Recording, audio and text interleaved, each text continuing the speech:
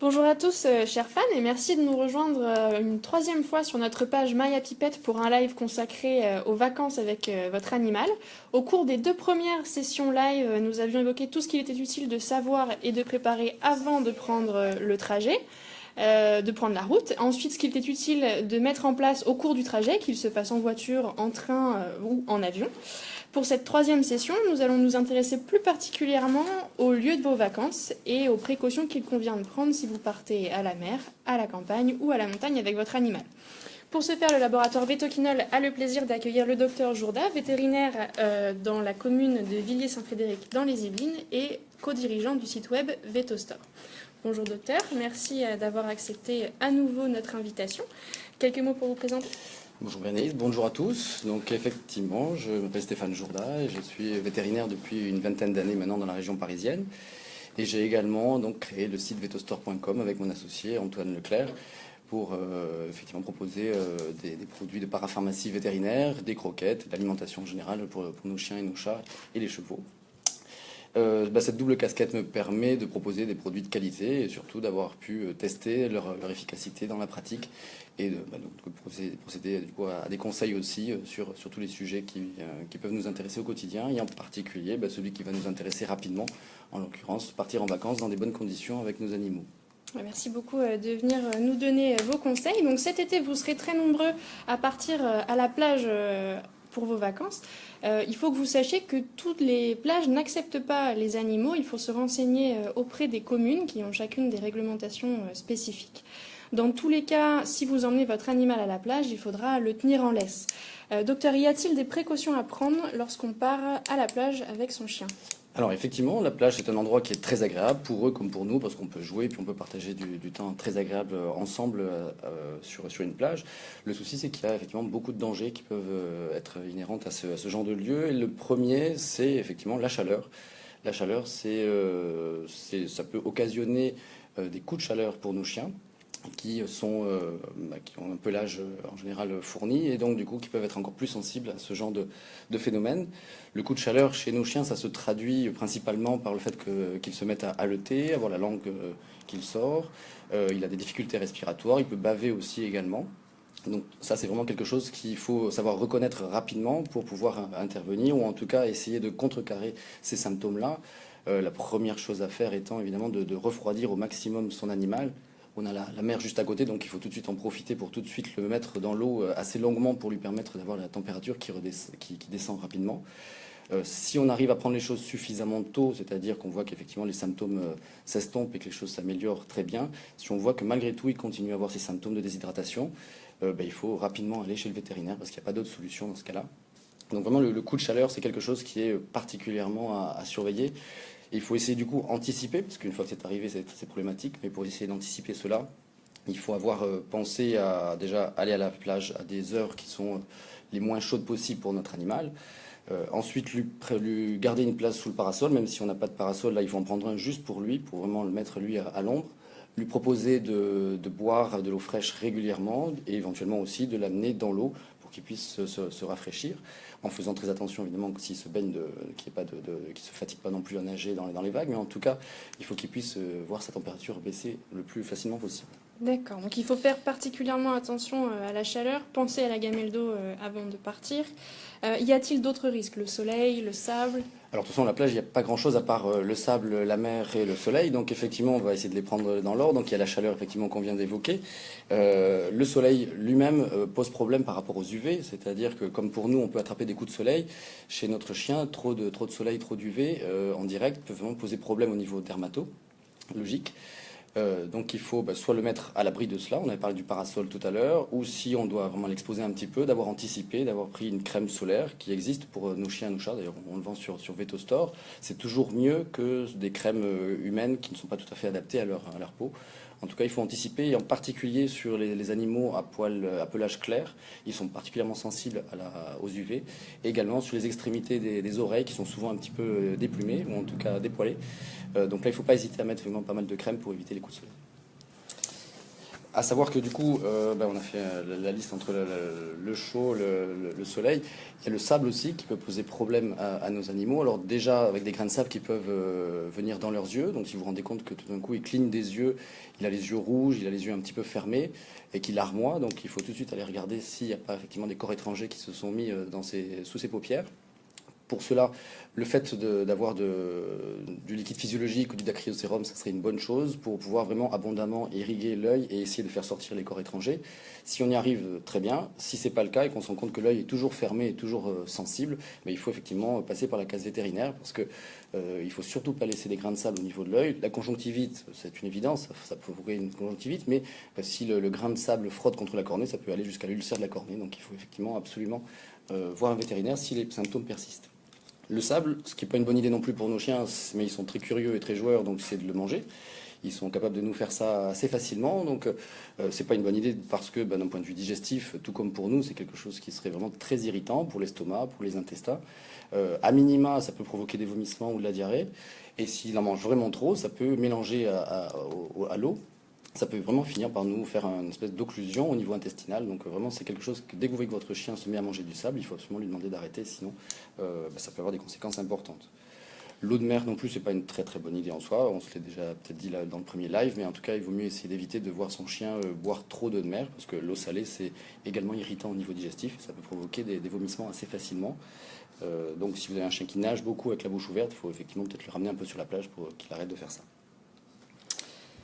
Donc les chiens sont à surveiller à la plage, ils peuvent se faire des petits bobos, il faut les inspecter le soir quand vous rentrez et que vous en profitez pour les rincer. Il est donc utile de partir en vacances avec une trousse à pharmacie très simple et dont nous avons déjà parlé lors de notre première émission. Il suffit parfois d'une simple pince à épiler, quelques compresses, un désinfectant qui ne pique pas et le tour est joué. Tous ces produits sont d'ailleurs disponibles sur vetostore.fr ainsi que le guide du voyage qui regroupe tous les conseils que nous vous donnons aujourd'hui, disponible donc sur Vetostore et sur zilken.fr. Pour ceux d'entre vous qui partiront à la campagne, il y a peut-être d'autres précautions à prendre. On peut par exemple rajouter une pince à tic dans la trousse à pharmacie. D'ailleurs, docteur, à quoi doit-on prêter attention si on part à la campagne et non pas à la plage ? Alors, à la campagne, effectivement, on rencontre d'autres petits soucis. Il y en a un qui est peut-être quand même commun à la plage aussi, que je n'avais pas évoqué tout à l'heure, c'est de bien anticiper le traitement antiparasitaire externe pour votre animal. En l'occurrence, les traitements anti-puces, anti-tiques. Quand on va dans le sud, à la plage ou à la campagne, en général, il y a souvent une densité de puces et de tiques qui est encore plus présente. Donc, ça serait judicieux, une semaine avant de partir, de prévoir un traitement. Alors maintenant, ça existe en pipette, en collier ou en comprimé. En tout cas, c'est vraiment judicieux d'anticiper les problèmes parce que une fois qu'on est sur place, ça peut quand même nous gâcher un petit peu les vacances d'avoir à gérer des puces ou des tiques sur place. Sachant qu'en plus, il y a une petite particularité quand même. C'est que si vous partez dans le sud de la France, on va dire sur une ligne Bordeaux-Lyon, en dessous, donc, il y a aussi des problèmes de phlébotomes. Ce sont des mouches piqueuses qui peuvent transmettre une maladie qui s'appelle la leishmaniose. Donc, si vous partez dans ces régions-là, à la campagne comme à la plage, il serait judicieux d'en parler à votre vétérinaire pour qu'il puisse vous donner le meilleur traitement adapté. Parce que c'est souvent un antipuce antitique, mais un peu particulier, qui a en plus la vocation à éloigner ce genre d'animaux. Ça serait effectivement une très bonne chose, ça éviterait de craindre d'attraper une maladie grave qui est la leishmaniose. Donc ça, c'est en tout cas de vous rapprocher de votre vétérinaire.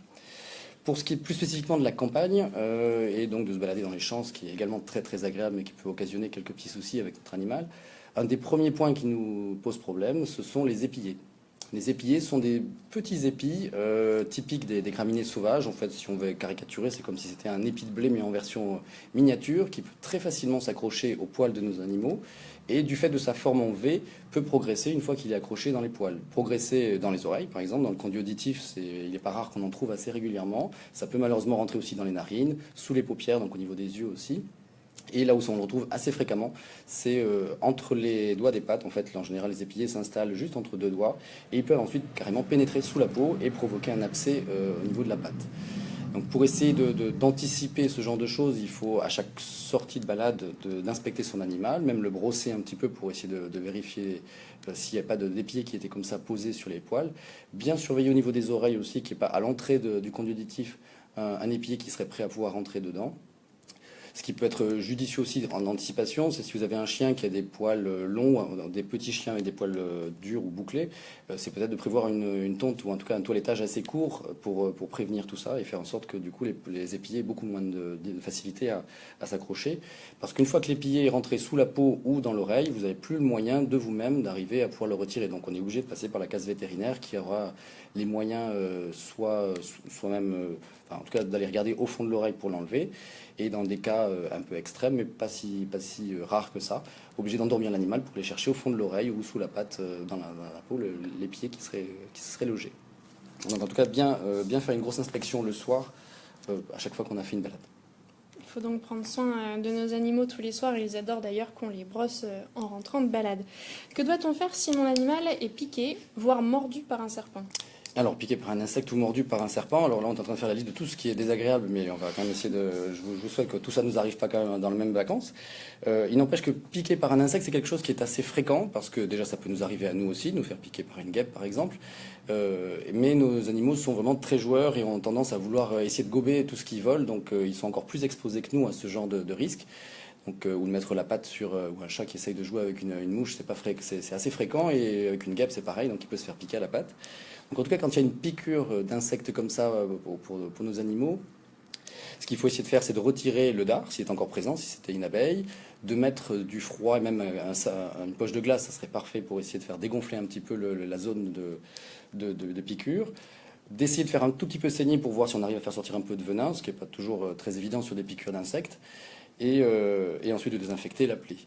À savoir que dans ces cas-là, il y a deux choses à distinguer de façon importante. C'est la localisation de la piqûre. C'est-à-dire que si ça survient à n'importe quel endroit du corps, sauf la face, c'est douloureux, ça peut gonfler, ça peut être un peu désagréable pour notre animal, mais heureusement, ce n'est pas très très grave. C'est quelque chose que vous pourriez normalement gérer vous-même à la maison, à moins que vous ayez un animal qui soit particulièrement allergique. Mais en tout cas, c'est quelque chose qui peut se gérer assez facilement.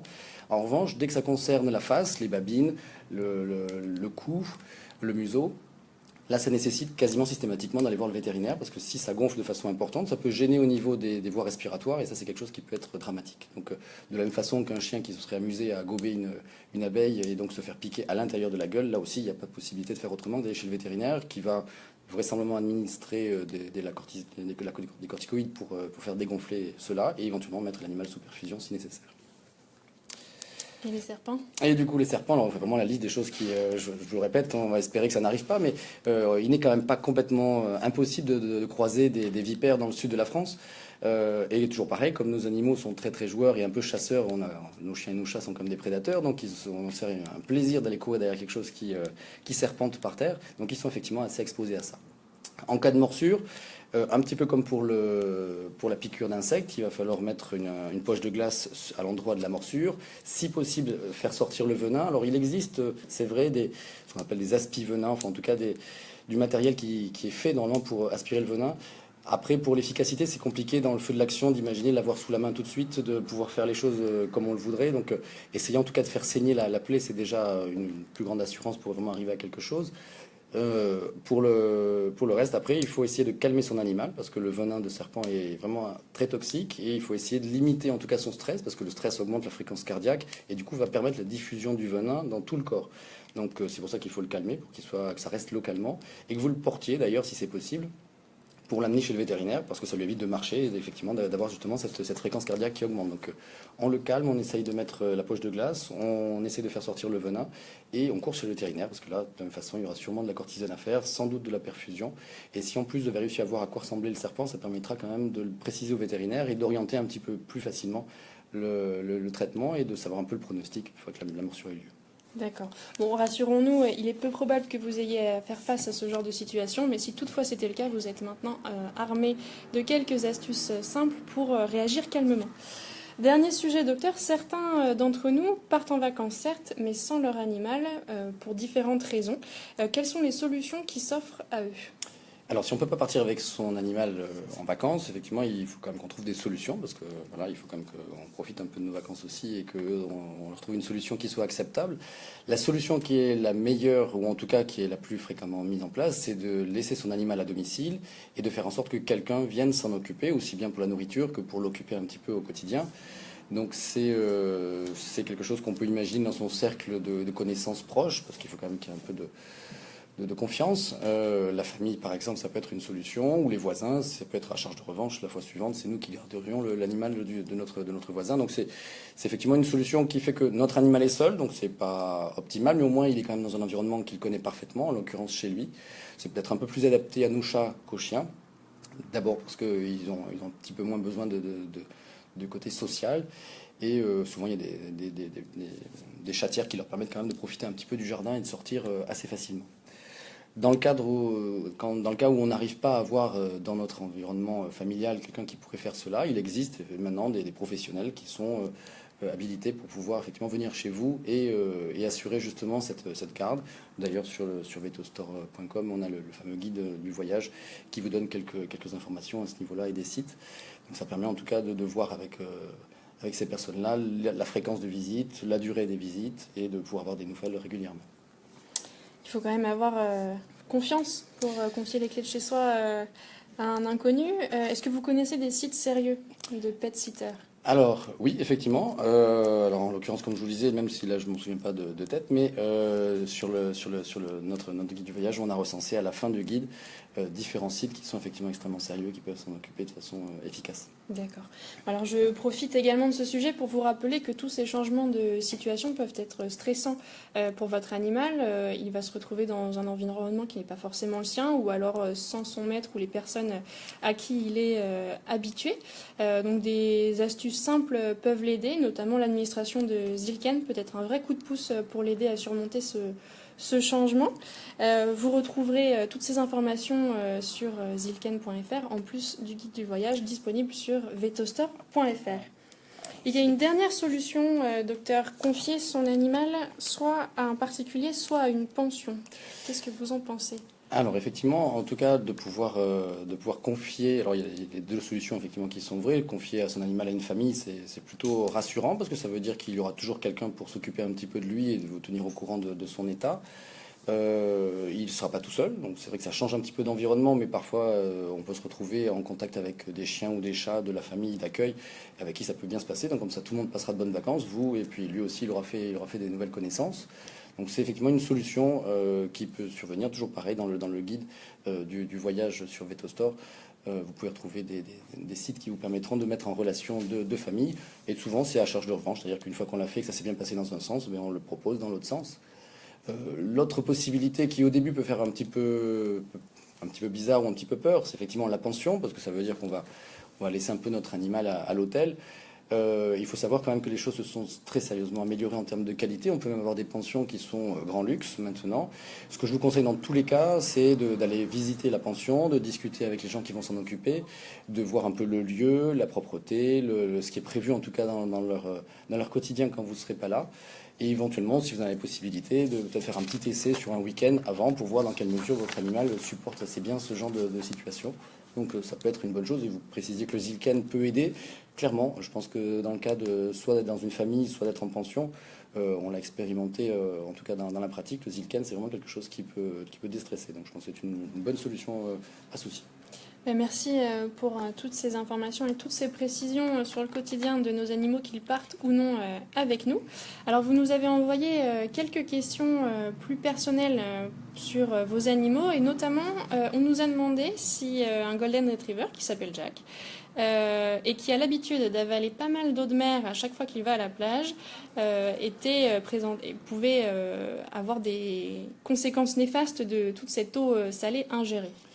Alors ça peut jamais être vraiment très très grave, par contre ça peut être particulièrement gênant et pour lui et pour vous, parce que oui, on va se retrouver vraisemblablement avec des diarrhées profuses pendant plusieurs jours. Donc déjà il faut essayer d'anticiper. Si jamais il passe trop de temps à boire de l'eau, il vaut mieux essayer de limiter un petit peu quand même son accès à l'eau, parce que sinon il n'arrivera pas à se retenir de le faire.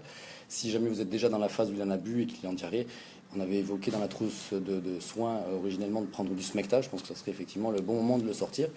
Mais en tout cas, ce qui est mieux, c'est qu'il n'en mange pas trop et qu'il n'en boive pas trop, effectivement, comme on se l'a déjà dit. À éviter, donc. Clairement. L'un d'entre vous nous a demandé « Mon cavalier King Charles n'est jamais allé à la plage, doit-on lui mettre de la crème solaire ?» Alors, le cavalier, c'est pas forcément le chien qui a le moins de poils, donc on peut dire qu'il est un petit peu protégé. Il a quand même des zones de poils blancs, donc avec des zones qui peuvent être un petit peu plus sensibles. Ce qui peut être le plus embêtant pour lui, c'est plutôt la face et en particulier le museau, qui est souvent effectivement est plutôt de couleur assez claire. Donc, si on devait utiliser la crème solaire, je crois que ça s'appelle Sunfree, celle-ci, effectivement, elle serait à mon avis d'actualité pour tout ce qui est dessus de la truffe et pour essayer de le protéger un peu sur les zones plutôt claires. Les oreilles, elles, sont très fournies en poils, donc a priori, ça devrait aller pour lui. D'accord. Si mon chien se baigne tous les jours, est-ce que je dois le shampouiner tous les soirs? Alors, il faut le rincer à l'eau douce tous les soirs, ça c'est sûr. Et puis, de toute façon, ça vaut pour pratiquement tous les chiens qui sont allés à la plage, mais pas le shampouiner. Le shampouiner, on essaye de garder ça pour vraiment les situations où on a vraiment besoin de laver et parce il s'est roulé dans quelque chose qu'il fallait pas ou autre. Mais en tout cas, qu'il faille le rincer à l'eau claire, ça c'est sûr, tous les soirs. Et même les chiens qui se baignent pas, ils vont marcher toute la journée sur du sable qui est extrêmement salé lui aussi. Donc, ça veut dire que ça peut vraiment brûler les coussinets. Donc, il faut aussi rincer à l'eau claire tous les soirs, à minima les pattes, le ventre, et puis pour ceux qui sont baignés, la totalité. D'accord. Peut-on laisser un berger allemand se baigner dans une rivière? Alors un berger allemand comme d'autres, enfin, le berger allemand il est assez efficace. Enfin, si c'est un tout petit chien, ça peut être un peu compliqué à cause du courant. Un berger allemand, normalement, si le courant n'est pas trop fort, on peut effectivement le laisser effectivement aller dans la rivière en faisant attention que le fond soit assez sécurisé, qu'il puisse pas se couper les coussinets au fond de l'eau. Mais sinon, il n'y a pas de choses qui peuvent effectivement l'empêcher de pouvoir profiter de sa rivière. Faire plus attention aux berges finalement qu'à Voilà, l'eau en elle-même. Et le courant, oui. Priscilla nous demande si son chihuahua risque de se faire piquer par des moustiques cet été. Alors oui, effectivement, on l'a évoqué tout à l'heure, il y a des moustiques qui sont, en tout cas des mouches piqueuses qui sont particulièrement embêtantes dans le sud de la France, qui s'appellent donc les phlébotomes, qui peuvent transmettre une maladie grave, mais les moustiques tout court peuvent aussi piquer nos animaux. Donc l'avantage des produits que votre vétérinaire pourrait vous recommander comme antiparasitaires peuvent aussi avoir vocation à éloigner les moustiques. Donc que ce soit en pipette ou en collier, il y a des solutions qui peuvent être utilisées et ça éloigne certes mes fameux phlébotomes qui me posent problème dans le sud, mais qui éloignent les moustiques en général. Donc ça serait assez judicieux de demander à son vétérinaire de prendre le bon antiparasitaire externe qui permettrait ça aussi. Bon, utile d'anticiper un peu les vacances avec une visite chez le vétérinaire. Une dernière question, je crois, les méduses sont-elles dangereuses pour les chiens? Alors, elles sont aussi urticantes que pour nous. Alors, c'est vrai qu'ils ont des poils, donc ils sont un tout petit peu plus protégés que nous quand on est moins en contact direct avec la peau, mais c'est extrêmement urticant, donc il faut essayer d'éviter au maximum que nos animaux puissent être en contact avec nos méduses, avec les méduses. Sachant que si c'est le cas, il faut effectivement courir chez le vétérinaire. Donc on ne retiendra pas les petits remèdes de grand-mère qu'on a pu entendre parfois qui nous font assez sourire. Mais pour le coup, non, il faut aller effectivement chez le vétérinaire pour gérer ça plutôt à la cortisone qu'à l'urée. Une toute dernière question, pardon. J'ai un chien et un chat. Vaut-il mieux les emmener ou les laisser à la maison? C'est une bonne question. Parce qu'effectivement, on gère peut-être pas forcément les vacances de la même façon avec un chien et un chat. Le chat, c'est un animal qui est très territorial, qui aime beaucoup son territoire et nous, et d'ailleurs souvent dans cet ordre-là, donc c'est un peu vexant, mais c'est comme ça. Donc il est peut-être préférable de le garder à la maison, en tout cas de faire en sorte qu'il ne soit pas trop perturbé et qu'il reste chez lui, alors que le chien qui nous est très attaché, en tout cas qui le manifeste et qui en a besoin au quotidien un peu plus clairement, c'est un animal qui est quand même un petit peu plus sociable sur ce sujet-là, il vaut mieux partir avec lui. Donc peut-être trouver des solutions de garde sur place pour notre chat et éventuellement de mettre quand même notre labrador sur la banquette arrière. Une solution sur mesure pour tout le monde. Voilà, il faut s'adapter à chacun. C'est comme pour nous. Merci beaucoup, docteur. Merci à vous de nous avoir suivis au cours des 3 lives consacrés à vos vacances avec votre compagnon préféré. Toutes les informations qui vous ont été données au cours de ces 3 sessions sur notre page My Happy Pet sont disponibles dans le guide du voyage. Ce guide est téléchargeable sur vetostore.fr et sur zilken.fr. Donc il est temps pour nous de vous souhaiter de très bonnes vacances de la part de toute l'équipe Vetoquinol et Vetostore et de vous dire à très bientôt sur notre page My Happy Pet. Au revoir à tout le monde et bonnes vacances. Au revoir.